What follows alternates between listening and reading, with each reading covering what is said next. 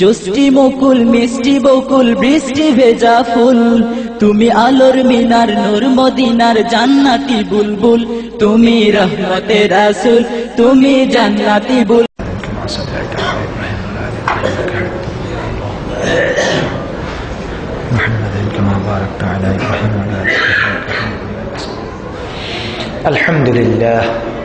আলহামদুলিল্লাহ রাব্বিল আলামিন والصلاة والسلام على أشرف الأنبياء والمرسلين وعلى آله وصحبه أجمعين। সম্মানিত মুসল্লিয়ানি کرام, আপনাদের পক্ষ থেকে দেয়া প্রশ্নের জবাব আমি দেওয়ার জন্য চেষ্টা করছি ইনশাআল্লাহ। আমার কাছে খুব বেশি ভালো লাগছে, অনেক প্রশ্ন এসেছে। এর দ্বারা বোঝা যাচ্ছে যে আপনারা জানতে চান, আমাদের জানা দরকার, কি ঠিক কিনা বলেন? আল্লাহ পাক বলেছেন, হাল ইয়াস্তাবিল্লাযীনা ইয়ালামুনা ওয়াল্লাযীনা লা ইয়ালামুন, যারা জানে আর যারা জানে না, যারা অজ্ঞ আর যারা বিজ্ঞ, তারা কি সমান হতে পারে? আল্লাহ পাক নিজেই প্রশ্ন করেন, তারা কি সমান হতে পারে? হতে পারে না। তো আমরা আশরাফুল মাখলুকাত, আমাদের জানতে হবে, আর আমরা যদি জানি তাহলেই আমরা মানতে পারবো ইনশাআল্লাহ।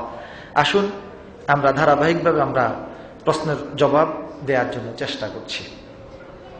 প্রথম প্রশ্ন, রোজা অবস্থায় মেসওয়াক ও সুগন্ধি ব্যবহার করার বিধান কি?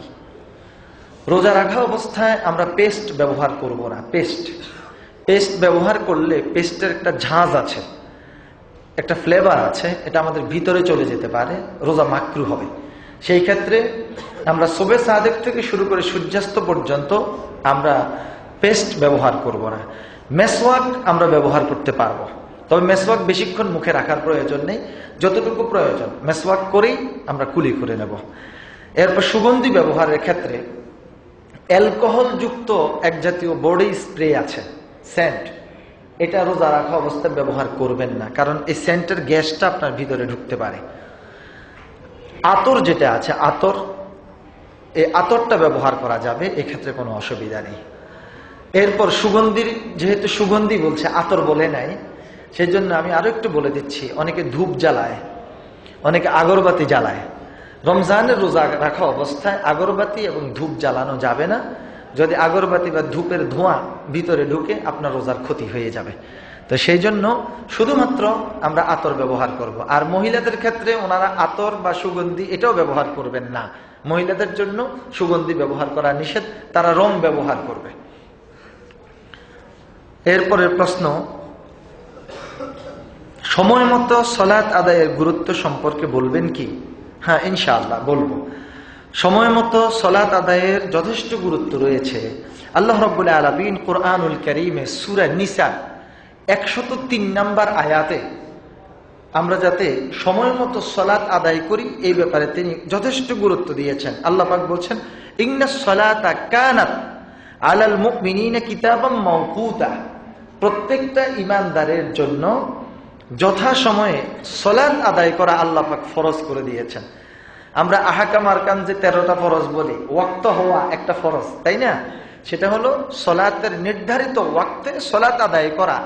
আদায় করাও ফরজ, নির্ধারিত ওয়াক্তে সালাত আদায় করা এটাও ফরজ। এই বিষয়টা আমাদেরকে খেয়াল রাখতে হবে।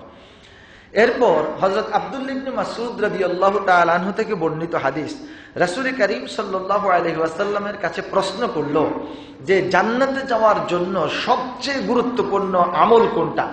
হুজুরে পাক সাল্লাল্লাহু আলাইহি ওয়াসাল্লাম বলে দিলেন যে ওয়াক্ত মতো সালাত আদায় করা, এটা জান্নাতে যাওয়ার জন্য একটা অন্যতম মাধ্যম। তাহলে আমরা প্রত্যেকেই ওয়াক্ত মতো সালাত আদায় করব। এখন প্রশ্ন আসে, ওয়াক্ত মতো কোনটা? সেটা হলো, জোহরের ওয়াক্ত হয়েছে, জোহরের ওয়াক্ত থেকে আসরের ওয়াক্ত পর্যন্ত, আসরের ওয়াক্ত শুরু হওয়ার আগ পর্যন্ত এই সময়ের মধ্যে সালাতুল জোহরটা আদায় করে নিতে হবে। আইয়ুল আমালে আফজাল? ক্বালা রাসূলুল্লাহ সাল্লাল্লাহু আলাইহি ওয়াসাল্লাম, আস-সালাতু আলা আউয়ালি ওয়াক্তিহা। কোন কাজটা উত্তম ইয়া রাসূলুল্লাহ? নবীজি বলছেন, আউয়াল ওয়াক্তে সালাত আদায় করা, এটা হচ্ছে সবচেয়ে উত্তম। আপনারা যারা সৌদি আরবে হজে গিয়েছেন, আপনারা দেখেছেন, আপনারা দেখবেন অনেকগুলো ঘড়ি কাবা শরীফের চতুর্দিকে ভিতরে ভিতরে ভিতরে ভিতরে লাগানো আছে। ঘড়ির নিচে দিয়ে প্রত্যেক ওয়াক্ত নামাজের সময় লেখা আসতে থাকে, জোহর, আসর, গতকালকে ঠিক যতটার সময় আপনি জোহরের নামাজ পড়েছেন, আজকে জোহরের নামাজটা ঠিক ততটার সময় হবে না। যেদিন যেই সময়ে নামাজের ওয়াক্ত হয়, ওয়াক্ত হওয়ার সাথে সাথে আজানের কিছুক্ষণের মধ্যেই জামাত দাঁড়ায় যায়। এর কারণ হচ্ছে কি, ওনারা এই হাদিসের আমল করেন আসসালাতু আলা আউয়ালি ওয়াক্তিহা, কেমন আউয়াল ওয়াক্তে তারা সালাত আদায় করেন। রাসূল সাল্লাল্লাহু আলাইহি ওয়াসাল্লামের উপর সালাত ফরজ হয়েছে মেরাজে, এটা তো আপনারা সবাই জানেন। মেরাজে রাসূল সাল্লাল্লাহু আলাইহি ওয়াসাল্লাম মেরাজ থেকে যে রাতে আসলেন, ঠিক সকালবেলা রাসূল সাল্লাল্লাহু আলাইহি ওয়াসাল্লামের কাছে জিবরাইল আলাইহিস সালাম এসে উপস্থিত। জিবরাইল 2 দিন ছিলেন, 48 ঘন্টা। হযরত জিবরাইল আলাইহিস সালাম প্রথম দিন রাসূল সাল্লাল্লাহু আলাইহি ওয়াসাল্লামকে আউয়াল ওয়াক্তে নামাজ পড়াইয়েছেন, দ্বিতীয় দিন শেষ ওয়াক্তে নামাজ পড়াইয়েছেন, ওয়াক্ত চিনাই দিয়েছেন। এটা হচ্ছে আউয়াল ওয়াক্ত আর এটা হচ্ছে শেষ ওয়াক্ত, এর মধ্যেই সালাত আদায় করতে হবে। তো এখন আমরা চেষ্টা করব শেষ ওয়াক্তের দিকে না গিয়ে, শেষ ওয়াক্তের দিকে গেলে কোনো কারণে যদি আপনার নামাজ আদায় হলো না, তাহলে ওয়াক্ত চলে যাবে। এই জন্য আমরা প্রথম ওয়াক্তেই সালাত আদায় করার জন্য চেষ্টা করব ইনশাআল্লাহ। আল্লাহ রাব্বুল আলামিন কোরআনুল কারীমে সূরা মুমিনুনের 9 নম্বর আয়াতে বলেছেন, ওয়াল্লাযীনা হুম আলা সালাওয়াতিহিম ইউহাফিজুন, ওই সমস্ত ঈমানদার ব্যক্তি সফল কাম হয়েছে, আল্লাহ পাকের রহমত তারা লাভ করছে। কারা? যারা নামাজের সময়ের ব্যাপারে, নামাজের ব্যাপারে যত্নবান। আমরা যদি ঠিকমতো সালাত আদায় করি, তাহলে আশা করা যায় আমরা জান্নাতুল ফেরদাউসে যেতে পারবো। আল্লাহ পাক লাস্টে বলেছেন, উলাইকা হুমুল ওয়ারিসুন আল্লাযীনা ইয়ারিসুনাল ফিরদাউসা হুম ফিহা খালিদুন। আমরা সুবহানাল্লাহ বলি। এখানে মুমিনের জন্য কতগুলো গুণাবলী আছে। একটা হলো একাগ্রতার সাথে, বিনয় নম্রতার সাথে ওয়াক্ত মতো যারা সালাত আদায় করে, আল্লাহ পাক তাদেরকে জান্নাতুল ফেরদাউসের সুসংবাদ দিয়েছেন। সম্মানিত মুসল্লিয়ানে কেরাম, এরপরের প্রশ্ন, শুক্রবারে মসজিদে আসার ফজিলত সম্পর্কে জানতে চাই। শুক্রবারে মসজিদে আসার ফজিলত তো যথেষ্ট। রাসূল সাল্লাল্লাহু আলাইহি ওয়াসাল্লাম বলেছেন, যে ব্যক্তি শুক্রবারে গোসল করলো, পবিত্রতা অর্জন করলো, এরপর মসজিদের উদ্দেশ্যে রওনা দিল, তার প্রত্যেকটা কদমে কদমে আল্লাহ পাক 20টা করে নেকি দান করবেন। এরপর নামাজ শেষ করে সেই ব্যক্তি যখন ঘরে ফিরে যান, আল্লাহ পাক তার আমল নামার মধ্যে 200 বছরের নেক আমলের সওয়াব দান করবেন। এই হলো ফজিলত। শুক্রবারে আমাদের করণীয় কি? 1 নাম্বার, আমরা তহারাত অর্জন করব, পবিত্রতা অর্জন করব, বিশেষ করে গোসল করে নেব। গোসল করে আমরা মসজিদে চলে আসব। হুজুর সাল্লাল্লাহু আলাইহি ওয়াসাল্লাম বলেছেন, এখানে 5টা কথা আসছে। যে ব্যক্তি সর্বপ্রথম মসজিদে আসবে শুক্রবার জুমার নামাজ আদায়ের উদ্দেশ্যে, আল্লাহ পাক তার আমল নামার মধ্যে একটা উট কোরবানির সওয়াব দান করবেন। দ্বিতীয় যিনি আসবেন, তার আমল নামার মধ্যে একটা গরু কোরবানির সওয়াব দান করবেন। তৃতীয় যিনি আসবেন, তার আমল নামার মধ্যে একটা দুম্বা, ভেড়া বা ছাগল কোরবানি করার সওয়াব আল্লাহ পাক দান করবেন। চতুর্থ যিনি আসবেন, একটা মুরগি আল্লাহর রাস্তায় দান করলে যে সওয়াব আল্লাহ পাক তাকে তা দান করবেন। পঞ্চম যিনি আসবেন, একটা ডিম সদকা করলে যে সওয়াব আল্লাহ পাক তার আমল নামার মধ্যে সেই সওয়াব দান করবেন। তো হুজুর, আমরা তো প্রথম পর্যায়ে একসাথে আমরা 5 জন প্রবেশ করেছি, এখন 5 জন তাইলে তো আমরা একসাথে সব হইলাম, আর পরে তো সবাই বঞ্চিত না।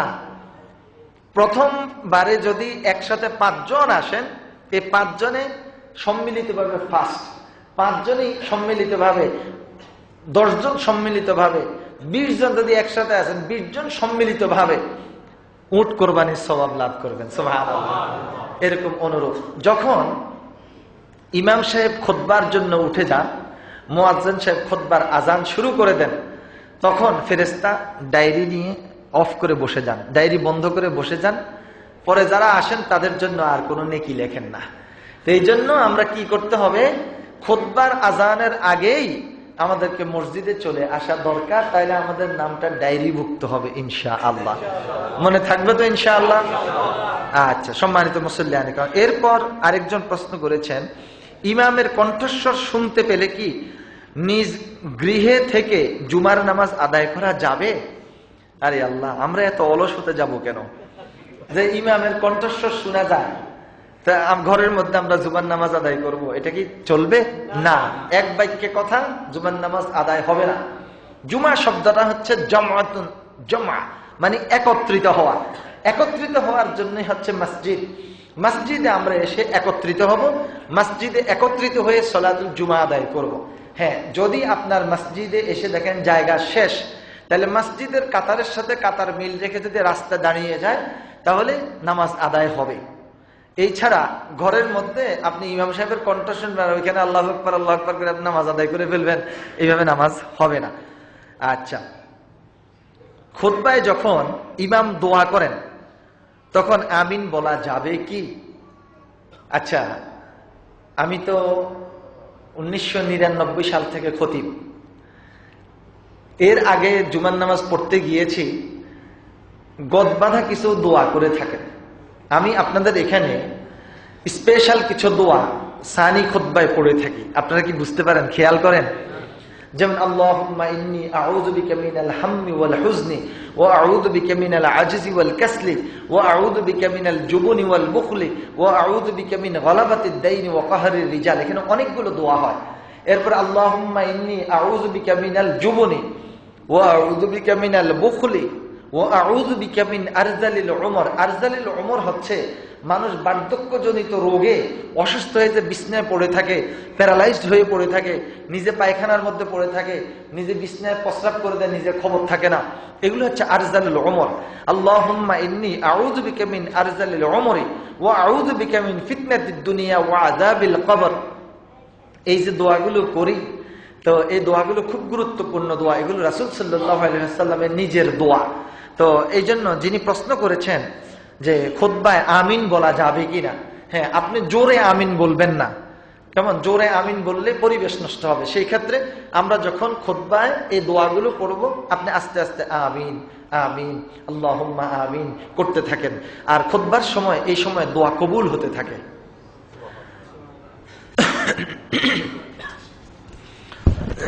এরপরের প্রশ্ন, রেডিও টিভিতে প্রচারিত নামাজের অনুসরণ করা জায়েজ আছে কি? না, জায়েজ নেই।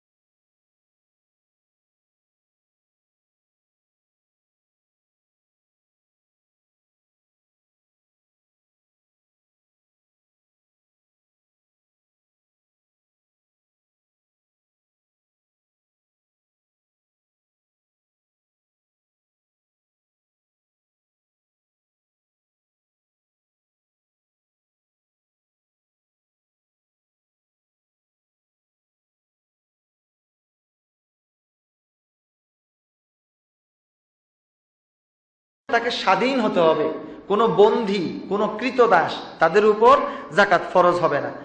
নেশাব পরিমাণ মালের মালিক হতে হবে, নেশাব পরিমাণ মালের মালিক হতে হবে। এখন নেশাবটা কি? নেশাব হলো 7.5 তোলা স্বর্ণ বা সমমূল্য সমপরিমাণ তার অর্থ সম্পদ টাকা পয়সা যদি থাকে, অথবা 52.5 তোলা 52.5 ভরি রূপা বা তার সমপরিমাণ অর্থ। হুজুর 5 ভরি স্বর্ণ আছে, 2.5 ভরি স্বর্ণ নাই, কিন্তু টাকা আছে অনেক। আপনি যদি সেই স্বর্ণ 5 ভরির মূল্য আর টাকা হিসাব করে দেখেন যে 7.5 ভরি স্বর্ণের দাম এখানে এসে গেছে, তাহলে সেই ব্যক্তির উপর যাকাত ফরজ। এই হলো নেশাব পরিমাণ মালের মালিক হওয়া। তারপরে শর্ত যেটা 4th নাম্বার, সেটা হচ্ছে বছর পূর্ণ হওয়া। যা কিছু আছে এটা আপনার কাছে পুরো 1 বছর যদি পূর্ণ হয় তাহলে আপনি যাকাত দিতে হবে, আপনার উপর যাকাত ফরজ। আচ্ছা, এরপর প্রশ্ন হলো, কোনো ব্যক্তি 4 বছর যাকাত দেয়নি, এখন তার করণীয় কি?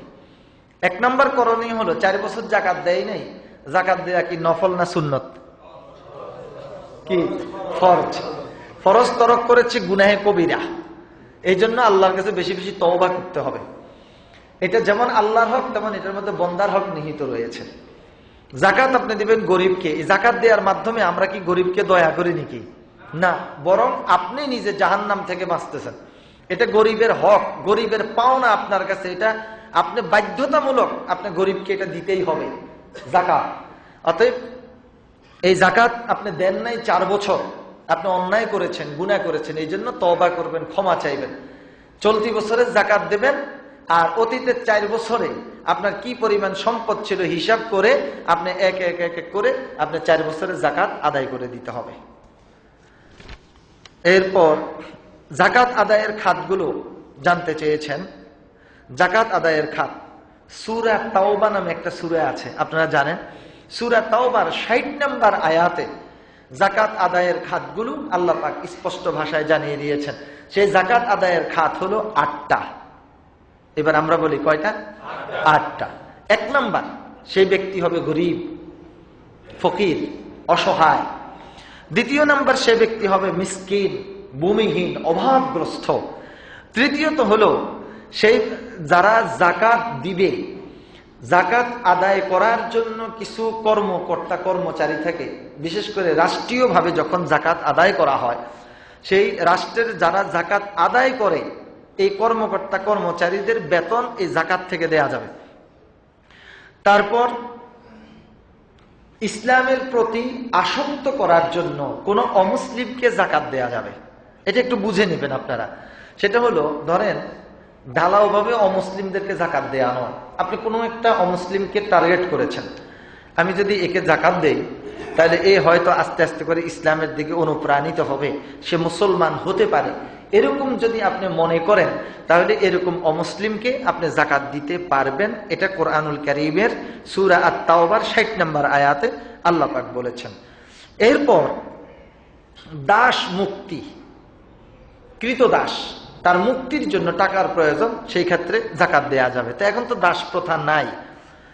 ঋণগ্রস্ত ব্যক্তি প্রচুর ঋণের মধ্যে ডুবে আছে, এই ব্যক্তি ঋণ থেকে মুক্তির জন্য সেই ব্যক্তি জাকাত খেতে পারবে, জাকাতদাতা ওই ব্যক্তিকে জাকাত দিতে পারবেন। এরপর আল্লাহর পথে জিহাদ, যখন কোনো জিহাদ ফি সাবিলিল্লাহ হয়, জিহাদ, এই মুজাহিদদেরকে জাকাত দেয়া যাবে। এরপর যারা মুসাফির অবস্থায় আছে, মুসাফিরের সাহায্যার্থে, ধরেন কোটিপতি সফরে বের হয়ে গেছে, অনেক দূরে চলে গেছে, এখন তার টাকা শেষ, এখন আর তার চলার মতো কোনো অবস্থা নেই, ওই মুসাফির জাকাত গ্রহণ করতে পারবে। এই হলো জাকাতের 8টি খাত। এরপর আরেকজন প্রশ্ন করেছেন, মসজিদের উন্নয়নমূলক কাজে কি জাকাতের টাকা খরচ করা যাবে? না, মসজিদের উন্নয়নমূলক কাজে জাকাতের টাকা খরচ করা যাবে না। জাকাত হলো মালের ময়লা, অতএব মালের ময়লা আমি মসজিদে কি করে দেব? আর 8টা খাতের মধ্যে মসজিদ আছে নাকি? নাই। তাহলে আমরা মসজিদে জাকাতের টাকা কেউ ভুলেও দেব না। আচ্ছা, এরপর প্রশ্ন হলো, যে ব্যক্তি কষ্টকর কঠিন কাজ করার কারণে রোজা রাখতে অসুবিধা অনুভব করে, তার কি রোজা ভাঙ্গা যাবে? না, রোজা ভাঙ্গা যাবে না। আপনি এত কষ্টকর কাজ করেন, এত কঠিন কাজ করেন, 11 মাস করেন, 11 মাস করে করে কিছু টাকা আপনি জমাই রমজান মাসে ওই টাকাটা খরচ করেন। রমজান মাসে এত হার্ড পরিশ্রম করতে যাবেন না, যতটুকু পরিশ্রম করে আপনি রোজা রাখতে পারবেন ততটুকু পরিশ্রম করেন। কিন্তু পরিশ্রম করার জন্য আপনি রোজা ভাঙবেন, আল্লাহ পাক আপনাকে এই অনুমতি দেয় নাই। অতএব এই ব্যাপারে খেয়াল থাকতে হবে। আচ্ছা, আরেকজন প্রশ্ন করেছেন, তিনি বলছেন, আসসালামু আলাইকুম। ওয়ালাইকুম আসসালাম রহমতুল্লাহ। আমি মোহাম্মদ মনির হোসেন। নিম্নে আমার 2টি প্রশ্ন উত্তর দিলে উপকৃত হব। প্রথম প্রশ্ন, মহিলাদের পর্দা বিষয়ক মুখমণ্ডল খোলা রাখা বা ঢেকে রাখা বিষয়ে সহি ব্যাখ্যা কি, বিস্তারিত জানাবেন। প্রথম প্রশ্ন, মহিলারা শুধুমাত্র হজের সময় তার এই মুখমণ্ডলটুকু খোলা রাখার অনুমতি আছে, কিন্তু তারপরেও যাতে ফিতনা সৃষ্টি না হয় সেই জন্য মুখের উপর দিয়ে একটা ক্যাপ রেখে তার সামনে এতটুকু চলে আসবে, এরপর তার পর্দাটা ঝুলাই রাখবে যাতে করে চেহারার সাথে তার পর্দাটা না লাগে। আচ্ছা, যদি চেহারা খোলা রাখে, একটা মহিলার সৌন্দর্য এটা মূল্যায়ন হয় মূলত তার ফেস দেখে, তার চেহারাটা দেখে, এই জন্য চেহারা খোলা রাখা যাবে না, চেহারা ঢেকে রাখতে হবে। বলতে পারেন হুজুর, অনেক টেলিভিশনে আমরা দেখি মহিলারা ইসলামিক অনুষ্ঠান করে, তারপরে মুখ খোলা রেখে, এই মহিলারা একটাও দিনই শিক্ষা না, নিজেরা বাংলা কিছু বই পুস্তক পড়ে এখন নিজেরা বড় আলেম সেজে গেছে, এটা জায়েজ না ওইটা জায়েজ না, আরে বাবারে কি ফতুয়াবাজি শুরু করে দিয়েছে, অথচ নিজে মুখটা খোলা রেখে দিয়েছে। মুখ খোলা রাখা মানে কি, আমি একটা উদাহরণ এইভাবে দিয়ে থাকি, আপনি রাতে ঘরে ঘুমাতে গেলেন, ঘুমাতে গিয়ে আপনি জানালা বন্ধ করে দিলেন, দরজাটা খুলে আপনি ঘুমাইয়ে রাখলেন, তাহলে আপনার ঘর কি নিরাপদ রইল? ঠিক এইভাবে মুখ খোলা রেখে বোরকা গায়ে দেয়া বা পর্দা করা এই ঠিক অনুরূপ, মুখ ঢেকে ফেলতে হবে, মুখ ঢেকে নিতে হবে। তবে হাতের এই যে কবজি, হাতের কবজির পরে আঙ্গুল টাঙ্গুল, এগুলো পায়ের পা, হাতের পাতা পায়ের পাতা, এগুলো মোজা লাগানো শর্ত না, যদি কেউ লাগান ভালো, যদি হাতের তালু পায়ের তালু খুলে রাখেন এক্ষেত্রে অসুবিধা নেই, তবে মুখটা ঢেকে রাখা উচিত, মুখ ঢেকে রাখতে হবে। আচ্ছা, দ্বিতীয় নাম্বার প্রশ্ন ওনার, আজকাল আমরা অনেক মসজিদে দেখি অনেক মুসল্লি চেয়ারে বসে নামাজ আদায় করে, কোরআন হাদিসের আলোকে এর ব্যাখ্যা কি, কতটুকু সমস্যা হলে চেয়ারে বসে নামাজ আদায় করা যায় এবং এর নিয়ম কি? তিনি সুন্দর একটা প্রশ্ন করেছেন, তবে এই প্রশ্নের জবাবটা অনেক আগে হয়ে গেছে, যে সর্বসম্মতিক্রমে পৃথিবীর সবচেয়ে বড় বড় আলেম যারা, ওনারা এই ব্যাপারে একমত পোষণ করেছেন, চেয়ারে বসে সালাত আদায় করা যাবে। আল্লাযীনা ইয়াযকুরুনাল্লাহা কিয়ামান ওয়া কুউদান ওয়া আলা জুনুবিহিম, যদি দাঁড়াতে সক্ষম না হয় বসে, বসে যদি সক্ষম না হয় শুয়ে সালাত আদায় করবে, তারপরে সালাত আদায় করতে হবে। এখন কি অবস্থা হলে বসে সালাত আদায় করবে? ধরেন স্পাইনাল কর্ড, ব্যাক পেইন, এরকম সমস্যা যার কারণে তিনি রুকু করতে পারছেন না, সেজদা করতে পারছেন না, এই অসুবিধার কারণে সেই ব্যক্তি চেয়ারে বসে সালাত আদায় করতে পারবেন, বসে ইশারার সাহায্যে রুকু, ইশারার সাহায্যে তিনি সেজদা করে নেবেন, ইনশাআল্লাহ তার সালাত আদায় হয়ে যাবে। রেফারেন্স হিসাবে আমরা দিতে পারি, পবিত্র কাবা শরীফে এরকম অসুস্থ ব্যক্তিদের জন্য চেয়ারের ব্যবস্থা আছে। মসজিদে নববীতে, মসজিদে নববীর কর্তৃপক্ষ রাষ্ট্রীয়ভাবে সেখানে চেয়ারের ব্যবস্থা করে দিয়েছেন, যারা অসুস্থ তারা চেয়ারে বসে সালাত আদায় করতে পারবেন। তবে এই ক্ষেত্রে একটা বিষয় খেয়াল রাখতে হবে, চেয়ারগুলো যাতে মসজিদের এক পাশে হয়, যদি মাঝখানে হয় তাহলে কাতার বন্দি হতে কষ্ট হয়ে যাবে, এই জন্য আমাদের এখানে আছে এক পাশে, পাশে এইভাবে চেয়ার থাকবে, এক্ষেত্রে অসুবিধা হবে না ইনশাআল্লাহ। আচ্ছা, মাগরিবের আজানের সঙ্গে সঙ্গে নামাজ পড়া যাবে কি? হ্যাঁ, মাগরিবের আজান হয়ে গেছে, আজানের সঙ্গে সঙ্গে মহিলারা যারা আছেন, মা বোনেরা বাড়িতে থাকেন, আপনারা সালাত আদায় করবেন, আর মসজিদে যারা আছেন আজান শেষ, এবার আপনি জামাতের সাথে ইমামের পিছনে সালাত আদায় করবেন। মুসলমানরা খ্রিস্টানের সঙ্গে বিবাহ বন্ধনে আবদ্ধ হতে পারবে কিনা, পরবর্তীতেও সে যদি মুসলমান হতে না চায়, এটা খেয়াল রাখবেন। আহলে কিতাবদের সাথে বিবাহ বন্ধনে আবদ্ধ হওয়া জায়েজ, ইহুদি এবং নাসারা তারা আহলে কিতাব, কিন্তু এখন বর্তমান ইহুদি এবং নাসারা যারা আছে তারা আহলে কিতাব নেই, এরা মুশরিক।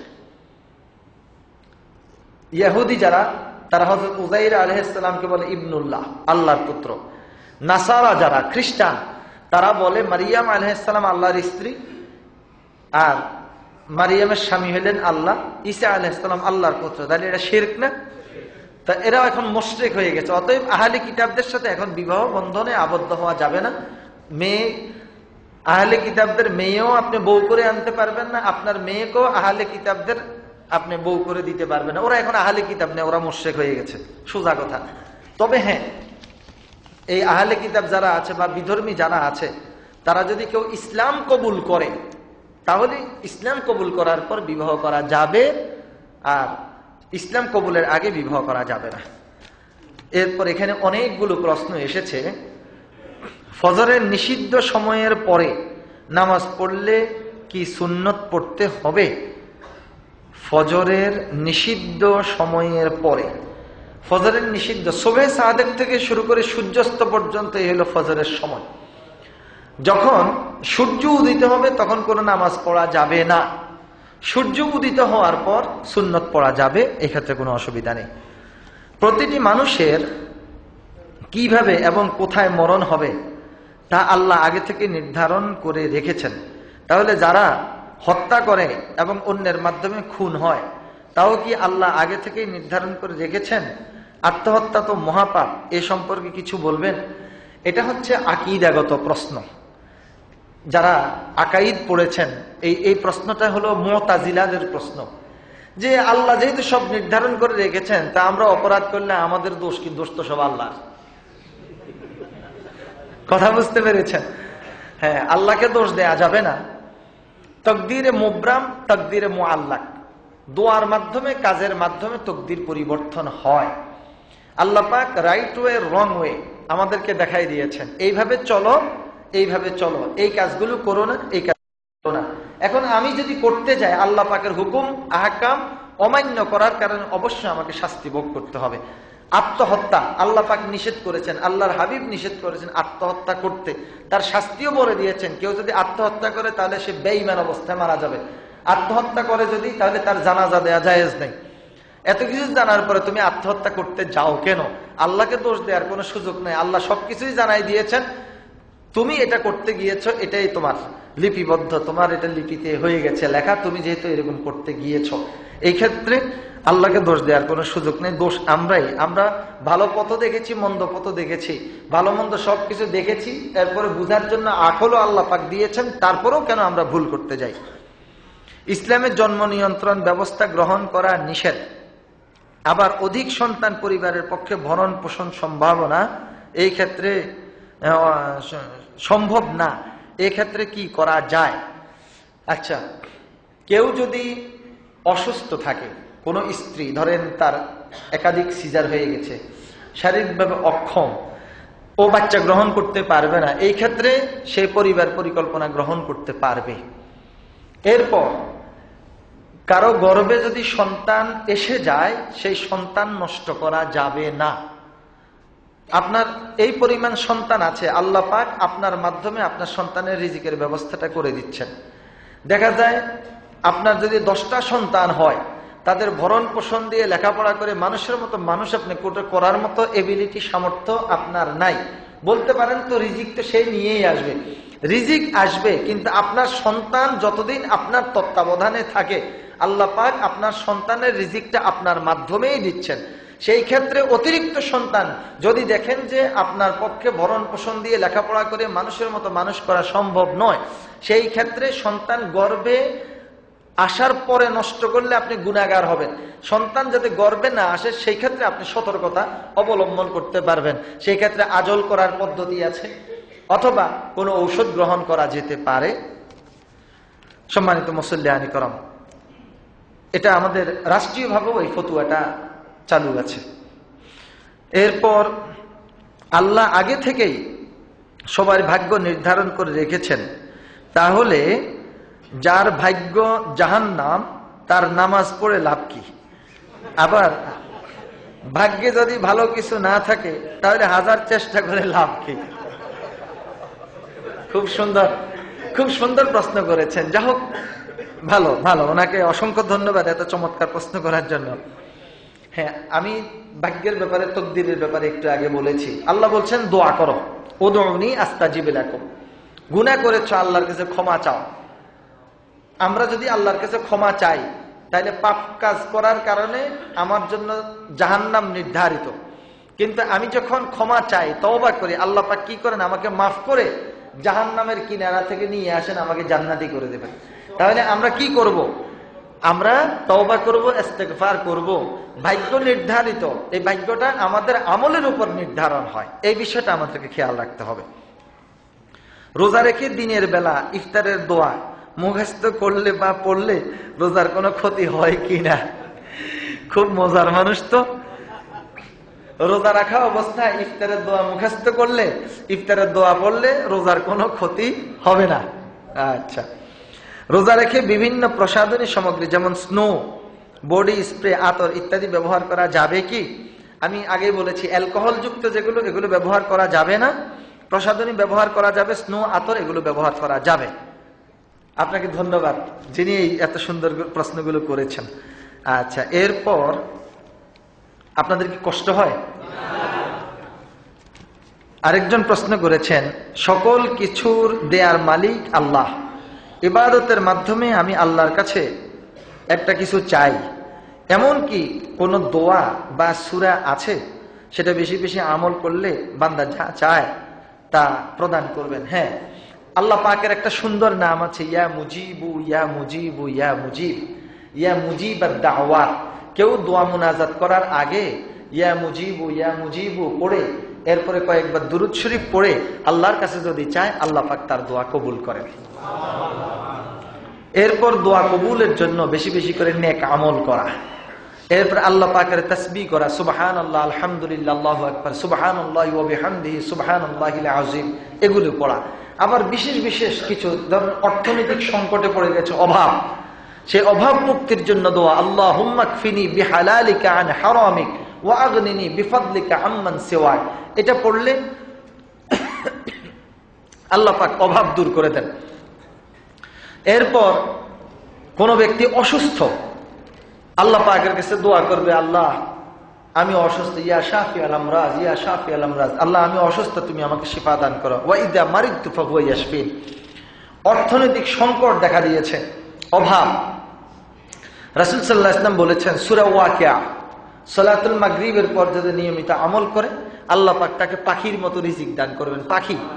পাখির জন্য কি আমরা কেউ কোথাও ব্যাংক ব্যালেন্স করে রাখছি নাকি? কোনো ডিপোজিট নাই। এই পাখি ক্ষুধার্ত অবস্থায় সকালবেলা বের হয়, সন্ধ্যাকালীন সময়ে পেট ভরে বাসায় ফিরে, ফাঁকে ফাঁকে এসে তার চঞ্চু দিয়ে, তার ঠোঁট দিয়ে তার বাচ্চাগুলোরও, পাখির ছানাগুলোকেও খানা খাওয়াই দিয়ে যায়। তো এই পাখিকে আল্লাহ পাক যেভাবে রিজিক দেন, সূরা ওয়াকিয়ার আমলটা যদি মাগরিবের পর নিয়মিত করে, আল্লাহ পাক তার জন্য এরকম প্রশস্ত রিজিকের ব্যবস্থা করে দেবেন ইনশাআল্লাহ। আরেকজন প্রশ্ন করেছেন, রমজান মাসে তারাবির সালাত 20 রাকাতের কম আদায় করার কোনো সুযোগ আছে কি? আপনি যদি ব্যস্ত থাকেন, আপনি যদি শারীরিকভাবে অসুস্থ থাকেন, আপনি যদি অক্ষম হন, তাহলে আপনি 20 রাকাতের কম সালাত আদায় করলে আপনার তারাবি আদায় হয়ে যাবে। একটা বিষয় আমাদেরকে খেয়াল রাখতে হবে, তারাবি এটা আমাদের মাযহাবে সুন্নাতে মুআক্কাদা। এই তারাবির নামাজটা পড়লে রাসূল সাল্লাল্লাহু আলাইহি ওয়াসাল্লাম বলেছেন, মান কামা রমাদানা ঈমানান ওয়া ইহতিসাবান গুফিরা লাহু মা তাকদ্দামা মিন যামবিহি। যে ব্যক্তি রমজান মাসে কিয়ামুল লাইল করলো, সালাতুত তারাবি আদায় করলো, আল্লাহ পাক তার জীবনের গুনাহগুলো মাফ করে দেবেন। তো এই জন্য আমরা চেষ্টা করব সালাতুত তারাবি নিয়মিত আদায় করার জন্য। যদি আপনার 20 রাকাত পড়তে কষ্ট হয়, পারেন না, অক্ষম, অসুস্থ, তাহলে আপনি এর থেকে আরো কম আদায় করলেও আপনার তারাবি আদায় হয়ে যাবে। তারাবি শব্দের অর্থ হচ্ছে বিশ্রাম। 4 রাকাত পড়ে একটু বিশ্রাম নেবেন, আবার 4 রাকাত পড়বেন, এই যে মাঝে মাঝে বিশ্রাম নেওয়া হয়, এই জন্য এটাকে সালাতুত তারাবি বলা হয়ে থাকে। অনেকে তারাবির 20 রাকাত আর 8 রাকাত নিয়ে ফিতনা সৃষ্টি করে। কেমন ফিতনা সৃষ্টি করে? আমি সম্মান রেখেই বলছি, আমাদের বাংলাদেশে কিছু আহলে হাদিস বলে যে 8 রাকাত। ওনারা 8 রাকাতের যে হাদিসটা ব্যবহার করছেন, হাদিসটা হচ্ছে সালাতুত তাহাজ্জুদের ব্যাপারে, হযরত আয়েশা রাদিয়াল্লাহু তাআলা আনহার হাদিস। কিন্তু 20 রাকাত এটা আমরা কোথায় পেয়েছি? ইজমা উম্মত। কেমন ইজমা উম্মত? হযরত ওমর ফারুক রাদিয়াল্লাহু তাআলা আনহুর সময় ইজমা হয়েছে। হযরত ওমর রাদিয়াল্লাহু তাআলা আনহু সহ আরো বিশিষ্ট বিশিষ্ট সাহাবায়ে ইকরাম, লা ইয়াজমাউ উম্মতি আও ক্বালা উম্মত মুহাম্মাদিন সাল্লাল্লাহু আলাইহি ওয়াসাল্লাম আলা দালালা ফামান শাযযা শুযযা ফিন্নার। তারা ইজমা করেছেন ইনডিসিপ্লিন যাতে না থাকে, সুন্দরভাবে যাতে সালাতুত তারাবিটা আদায় করা যায়, সেই জন্য ওনারা 20 রাকাত নির্ধারণ করেছেন। ওমর রাদিয়াল্লাহু তাআলা আনহু, উসমান রাদিয়াল্লাহু তাআলা আনহু, আলী রাদিয়াল্লাহু তাআলা আনহু, আব্দুল্লাহ ইবনে মাসউদ রাদিয়াল্লাহু তাআলা আনহু, আব্দুল্লাহ ইবনে ওমর রাদিয়াল্লাহু তাআলা আনহু, আব্দুল্লাহ ইবনে আব্বাস রাদিয়াল্লাহু তাআলা আনহু, তাদের উপস্থিতিতে এই ইজমাটা হয়েছিল। অতএব আমরা 20 রাকাতে পড়ব ইনশাআল্লাহ। মক্কা শরীফ, কাবা শরীফ, যেখান থেকে ইসলামের আলো বিচ্ছুরিত হয়েছে, সেই কাবা শরীফে 20 রাকাত সালাতুত তারাবি হয়। মসজিদে নববীতে 20 রাকাত সালাতুত তারাবি হয়। যারা রমজানে আপনারা কাবায় গিয়েছেন, মসজিদে নববীতে গিয়েছেন, আপনারা নিজেরা দেখে এসেছেন। অতএব এগুলো নিয়ে আমরা কখনো কেউ বিতর্কে জড়াবো না। আপনার যদি 8 রাকাত পড়তে মনে চায় আপনি পড়েন, আরেকজনকে 8 রাকাত পড়ার জন্য আপনি বাধ্য করেন না। আরেকজন 20 রাকাত পড়তেছে, উনি তো সওয়াবের ভাগীদার হচ্ছে, কি ঠিক কিনা বলেন? সম্মানিত মুসল্লিয়ান, আরেকজন প্রশ্ন করেন, হুজুর আসসালামু আলাইকুম। ওয়া আলাইকুম আসসালাম ওয়া রাহমাতুল্লাহ। আমার প্রশ্ন ছিল যে এই রোজার মাসে কোন দোয়াটি বেশি বেশি পড়তে হবে? রোজার মাসে আপনি বেশি বেশি পড়বেন ইস্তিগফার, আস্তাগফিরুল্লাহ রাব্বি মিন কুল্লি যামবিন ওয়া আতুবু ইলাইহি লা হাওলা ওয়া লা কুওয়াতা ইল্লা বিল্লাহিল আলিয়্যিল আযীম। কালিমা শাহাদাত, আশহাদু আল লা ইলাহা ইল্লাল্লাহু ওয়াহদাহু লা শারীকা লাহু ওয়া আশহাদু আন্না মুহাম্মাদান আবদুহু ওয়া রাসূলুহু। সুবহানাল্লাহ, আলহামদুলিল্লাহ, আল্লাহু আকবার, সুবহানাল্লাহি ওয়া বিহামদিহি সুবহানাল্লাহিল আযীম, সুবহানাল্লাহি ওয়া বিহামদিহি আদাদা খালকিহি ওয়া রিদা নাফসিহি ওয়া জিনাতা আরশিহি ওয়া মিদাদা কালিমাতিহি। এই দোয়াগুলো, এই তাসবিহগুলো বেশি বেশি পড়ার চেষ্টা করব। আল্লাহুম্মা ইন্নাকা আফুউন তুহিব্বুল আফওয়া ফা'ফু আন্না, আল্লাহুম্মা ইয়া ওয়াসিআল ফাদলি ওয়াল মাগফিরাতি ইগফিরলি। এই দোয়াগুলো যাদের মুখস্থ আছে বেশি বেশি করার জন্য আমরা চেষ্টা করব। আর কোরআন তেলাওয়াত করব। আর ভাই, কোরআন তেলাওয়াত শুধু রমজানে করে শেষ করে দেব না, শুধু তেলাওয়াত করব তাই নয়, একটু অর্থ সহ আমরা কোরআনটা বুঝার জন্য চেষ্টা করব ইনশাআল্লাহ। এরপর ওয়ালাদ-দাল্লিনের পরে কি আমিন জোরে বলা যাবে কি না? হ্যাঁ, ওয়ালাদ-দাল্লিনের পর জোরে আমিন বলা যাবে, ওয়ালাদ-দাল্লিনের পর আস্তে আমিন বলা যাবে। দুইটাই হাদিসের মধ্যে এসেছে। কেউ জোরে বলার হাদিস গ্রহণ করেছেন, কেউ আস্তে বলার হাদিস গ্রহণ করেছেন। আপনি যেটাই করেন, কিন্তু কথা হলো ফিতনা সৃষ্টি করবেন না। আপনাকে জোরেই আমিন বলতে হবে অথবা আপনাকে আস্তেই আমিন বলতে হবে, ফিতনা সৃষ্টি করবেন না। হাদিস দুইটাই আছে, কেউ জোরেরটা নিয়েছে, কেউ আস্তেরটা নিয়েছে। ঠিক আছে সম্মানিত মুসল্লিয়ানি কেরাম, এরপর খতিব সাহেব, আমার 3টি প্রশ্ন। আমার যে সেহরির সময়, আমরা যে সেহরির সময় নির্ধারিত হওয়ার পর ও অনেকে আজান দেওয়ার সময় খেতে থাকি, এটা কতটুকু জায়েজ আছে বলবেন কি? এক সময় সেহরির, ইফতার এবং সেহরির সময়সূচির ক্যালেন্ডার ছিল না। মানুষ তারকা দেখে, চাঁদ দেখে খাওয়া দাওয়া করত। তো এখন আর সেই সিস্টেম নেই। এখন বিজ্ঞান প্রযুক্তির যুগ, আধুনিক যুগ। এখন সূর্য কখন উদিত হবে, শোবে সাদেক কখন হবে, শোবে কাজেব কখন হবে, এগুলো সব নির্ধারণ হয়ে গেছে। অতএব সেই নির্ধারণের পর ইফতার এবং সেহরির সময়সূচির ক্যালেন্ডার হয়েছে। ক্যালেন্ডারের নির্ধারিত সময়ের আরো 5 মিনিট অতিরিক্ত সময় হাতে রেখে আজান দেয়া হয়। অতএব আপনি আজানের সময় খেতে যাবেন কেন? আপনি কখনো এই ভুলটা করবেন না। যারা এই ভুল করেন তারা ঠিক করছেন না। ইচ্ছাকৃতভাবে এরকম করলে আপনার রোজাটা হবে না। যেহেতু আপনার সেহরির সময় শেষ, আপনি কেন খেতে যাবেন? আপনি জানেন না, অজ্ঞতাবশত না জেনে, কোনো আজানের আওয়াজও শুনেন নাই, টাইমও জানেন না, মনে হয় যেন রাত বাকি আছে, আপনি খেয়ে ফেলছেন, সেটা হলো আলাদা ব্যাপার। কিন্তু ইচ্ছাকৃতভাবে আজানও চলে আপনি খাচ্ছেন, এটা ঠিক হবে না। আচ্ছা, ওয়াক্ত শেষ, আজান চলছে, যদি প্লেটে খাবার থাকে এটা তো খাওয়া জায়েজ আছে। অতএব প্লেটে একেবারে বেশি করে কতগুলো নিয়ে নেই, যাতে করে আজান চলাকালীনও খাওয়া যায়। এই ধরনের কাজ আপনারা কেউ করতে যাবেন না। আচ্ছা, সৌদির সাথে মিল রেখে যারা নাকি এই দেশে রোজা ও ঈদ পালন করে, এটা কি ঠিক? এটা আসলে ঠিক নয়। সৌদি মিল রেখে আপনি রোজা রাখেন এবং ঈদ করেন, তাহলে সৌদির সাথে মিল রেখে আপনি ইফতারও করেন, সৌদির সাথে মিল রেখে আপনি সেহরিও খান। সৌদির সাথে মিল রেখে আপনি সেহরি খেতে যাবেন, বাংলাদেশে তখন সূর্য উঠে যাবে, কি ঠিক কিনা বলে? সৌদির সাথে মিল রেখে আপনি ইফতার করতে যাবেন, তখন আমাদের সলাতুত তারাবি শেষ পর্যায়ে। তো এগুলো একেবারে অমূলক এবং অবান্তর। রাসূল সাল্লাল্লাহু আলাইহি ওয়াসাল্লাম বলেছেন, চাঁদ দেখে রোজা রাখো, চাঁদ দেখে রোজা ভাঙ্গো। আমাদের দেশে আমাদের রাষ্ট্রীয় সীমার মধ্যে থেকে যখন চাঁদ দেখা যাবে তখনই আমরা রোজা শুরু করব, আবার রাষ্ট্রীয় সীমাতে যখন ঈদের চাঁদ দেখা যাবে তখন আমরা রোজা ছেড়ে দেব। এটাই হচ্ছে চূড়ান্ত রায়। অজুর সময়ের শেষ দিকে যদি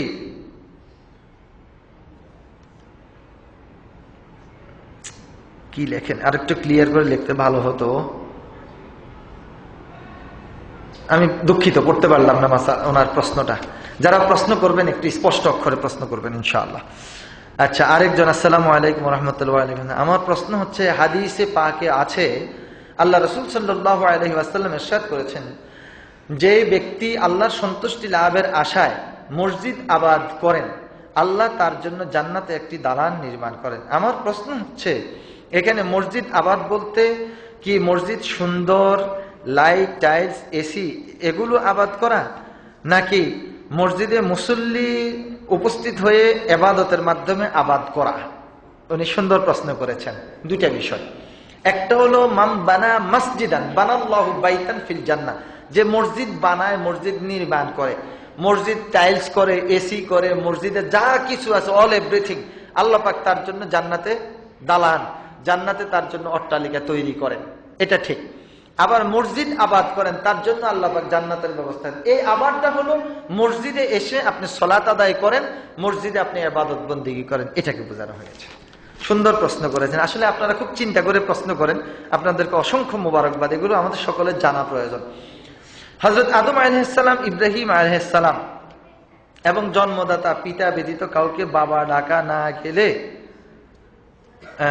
শ্বশুরকে বাবা বা আব্বা ডাকা, আজকের আলোচনা থেকে ধরেছেন। সুন্দর কথা, সুন্দর কথা। নামাজের মধ্যে, আচ্ছা ওনারা এই প্রশ্নের জবাবটা দেয়। সুন্দর প্রশ্ন। ছোট্ট একটা কথা মনে পড়ছে। চট্টগ্রামের এক হুজুর ওয়াজ করতে বসছে, বলে যে যদি কোনো নোয়াখাইল্লা থাকে আমি ওয়াজ করব না। হুজুর ওয়াজ শুরু করছে, এখন বলতেছে পাতা যদি পানিতে পড়ে কুমির হবে, পাতা যদি ডাঙ্গায় পড়ে উপরে শুকনায় পড়ে তাহলে এটা বাঘ হবে। এখন একজনে মাঝখান দিয়ে দাঁড়ায় কাকা, হুজুর হাতা যদি হেঁকে আর হাইন্যা হরে। হেঁক মানি নোয়াখালীর পাশে হেঁক মানি কাদা, আর হাইন্যা মানি পানি। যদি হেঁকে আর হাইন্যা হরে অর্থাৎ কাদা আর পানিতে মিলে যদি পড়ে তাহলে কি হবে? প্রশ্নটা অনেকটা এমন হয়ে গেছে, হুজুর তিনজনকে ছাড়া আর কাউকে বাবা ডাকা যাবে না। হ্যাঁ, আপনার শ্বশুর আপনার পিতৃতুল্য, আপনার স্ত্রীর আব্বা, অথবা স্ত্রীর স্বামী, স্বামীর আব্বা শ্বশুর, স্বামীর আম্মা শাশুড়ি।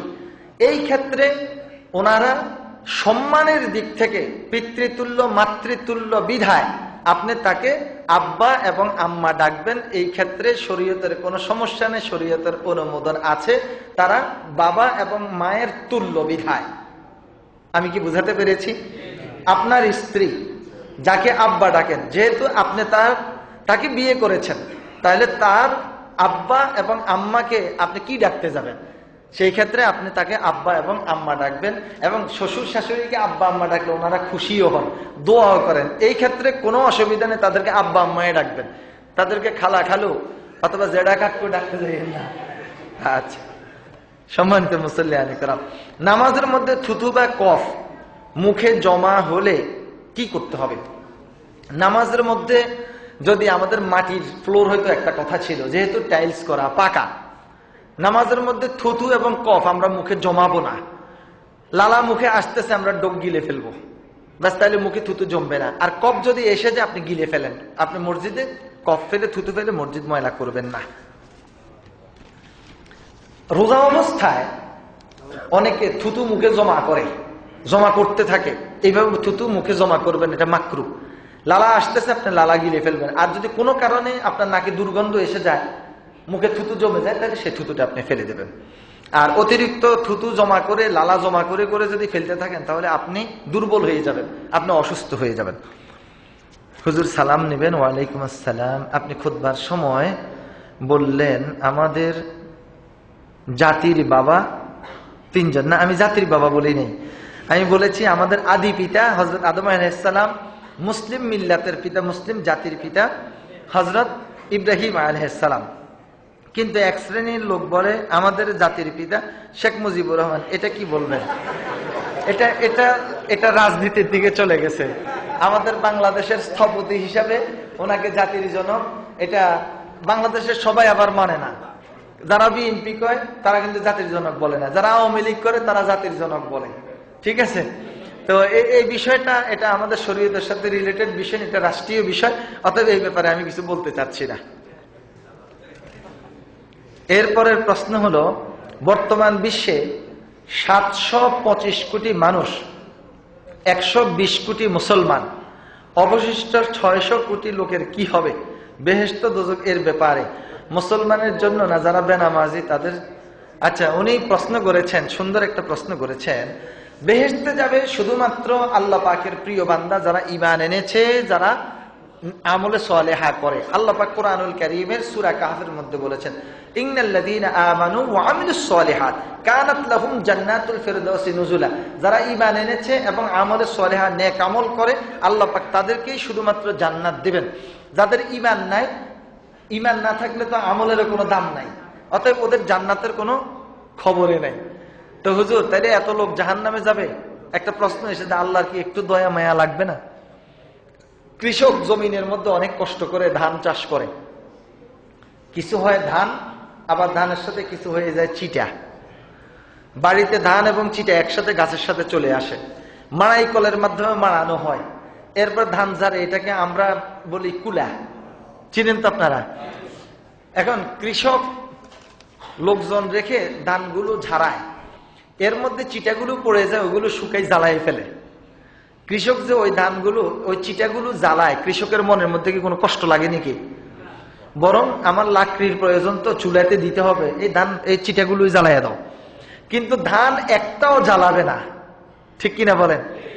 তো আল্লাহ পাকের যেই সকল বান্দারা ঈমান আনে না, ইবাদত বন্দেগী করে না, ওইগুলো হইলো ওই চিটা মার্কা।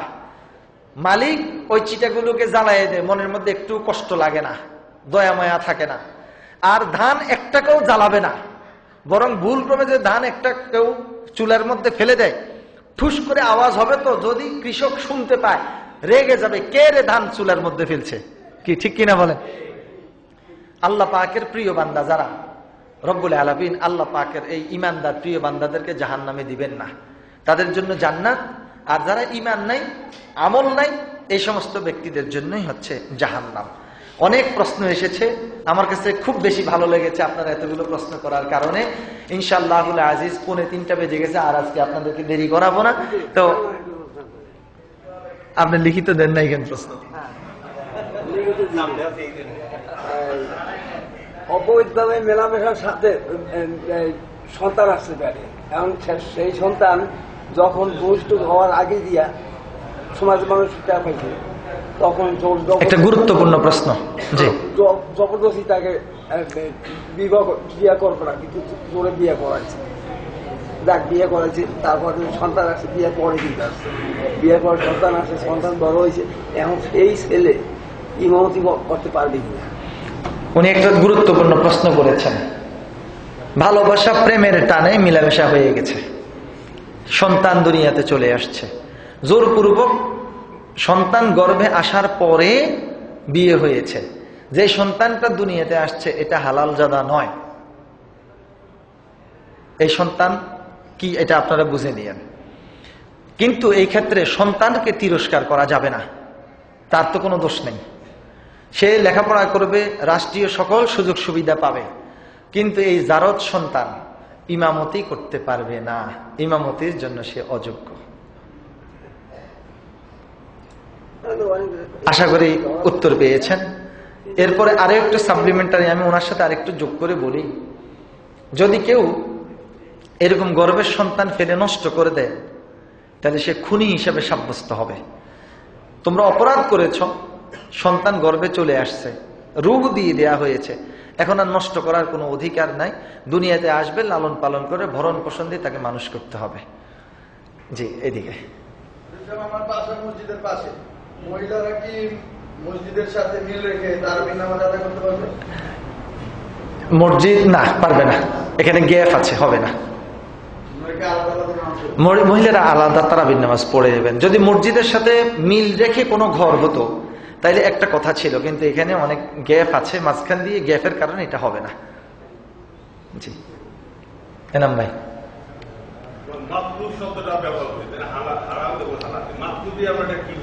আচ্ছা, মাকরুটা হচ্ছে অপছন্দনীয়। কেমন মাকরু? মাকরু শব্দের অর্থ হচ্ছে অপছন্দনীয়। হালাল, হারাম। হালাল আল্লাহ পাক যেটা আমাদের জন্য বৈধ করেছেন, হারাম যেটা আল্লাহ পাক আমাদের জন্য নিষিদ্ধ, হারাম অবৈধ করে দিয়েছেন, নিষিদ্ধ করে দিয়েছেন। এই হলো হালাল এবং হারাম। আর মাকরুটা হলো, ধরেন সুন্নত নামাজ, জোহরের 4 রাকাত সুন্নত, 2 রাকাত সুন্নত, এই সুন্নতটা যদি আমরা পালন না করি তাহলে এটা হবে মাকরু, অপছন্দনীয়, এই জন্য গুনাহে সগীরা হবে। এই আর কি, মূল কথা হলো অপছন্দনীয় মাত্র।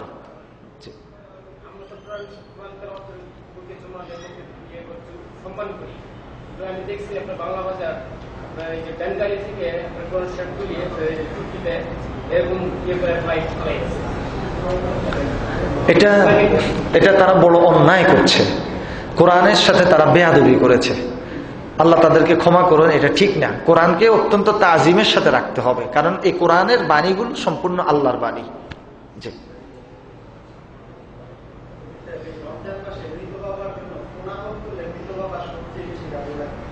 বৃদ্ধ বাবার জন্য, ও মৃত বাবার জন্য রব্বির হামহুমা কামা রব্বায়ানি সগীরা, এই দোয়া করবেন। আর সূরা ফাতিহা পড়বেন, সূরা ইখলাস পড়বেন, পড়ে পড়ে ওনাদের জন্য দোয়া করবেন। আর আল্লাহ নিজেই শিখাই দিয়েছেন রব্বির হামহুমা কামা রব্বায়ানি সগীরা, এগুলো পড়বেন। আর তাসবিহ সুবহানাল্লাহ, আলহামদুলিল্লাহ, আল্লাহু আকবার পড়ে আল্লাহ তুমি আমার আব্বা আম্মার রূহের উপরে সওয়াব পৌঁছায়া দাও। জি।